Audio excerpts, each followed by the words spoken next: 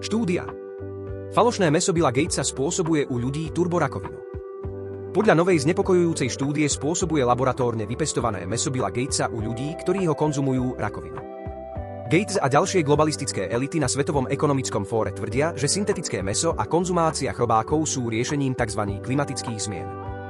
Teraz sa však ukázalo, že toto falošné jedlo spôsobuje turborakovinu prostredníctvom immortalizovaných bunkových línií používaných na jeho výrobu. V článku zo 7. februára, ktorý uverejnila agentúra Bloomberg o Gatesovej ceste za falošným mäsom, Joe Fassler vysvetlil, prečo spoločnosti Billa Gatesa zamerané na výrobu falošného mäsa používajú na výrobu nesmrteľné bunkové línie.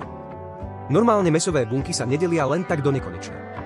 Aby sa bunkové kultúry rozrastali dostatočne veľkou rýchlosťou na to, aby poháňali podnik, niekoľko spoločností v tichosti používajú tzv. Nesmrteľné bunky, čo väčšina ľudí nikdy zámerne nejedla, napísal Fassler.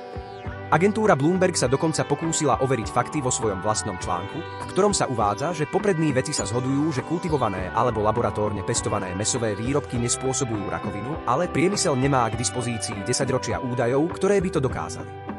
Takže v podstate chcú, aby ste im verili na slovo. Aký je teda herný plán tohto odvetvia? Úplne sa vyhnúť otázke. To je skutočne upokojujúce.